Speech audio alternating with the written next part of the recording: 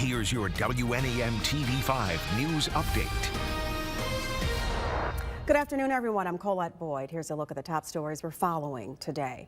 Mid-Michigan is back in the spotlight as the presidential race rolls on in our region. Democratic nominee Vice President Kamala Harris will be in Flint today at the Dort Financial Center for a rally later this afternoon. TV5 will have coverage from the Dort all afternoon.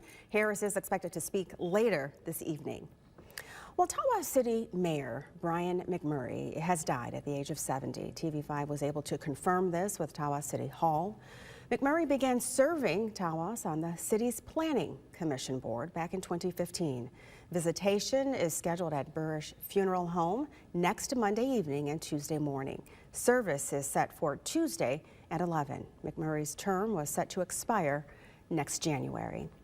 Well, this week, in an effort to make strides against breast cancer in the Great Lakes Bay region, SVSU is hosting the walk to raise money for the American Cancer Society. That event opens up tomorrow morning at 8:30. The 2-mile walk starts at 10.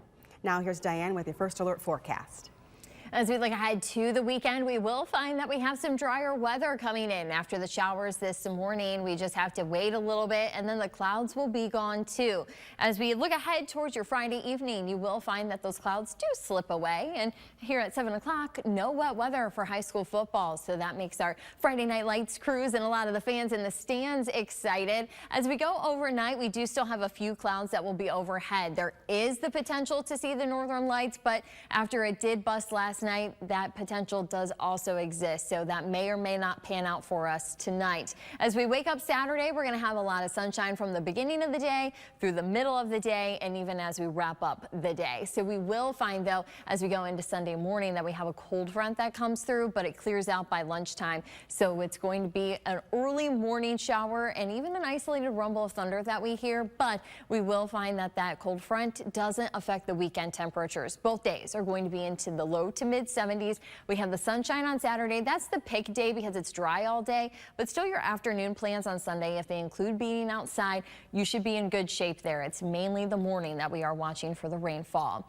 We do want to first alert you with the clear skies tonight. Temperatures are going to tumble again. We're going to find a lot of our lows into the lower 40s and upper 30s. You're going to see those in our northern counties, inland, and even along 127 as well. So if you had that frost earlier this week, you have that potential again. This is very much in line with what we would expect at this point in the year to finally start talking about frost. So you will see a couple of other warnings as we look ahead to next week. Could have that frost potential. We do have 60s once we get done with the 70s over the weekend because the cold front on Sunday, at least it brings the sunshine, but it does get us back to some seasonal normals. That also means that overnight temperatures do dip back into the 40s. Remember to tune into WNEM TV5 on air and online 24/7 for the latest news, weather, and information.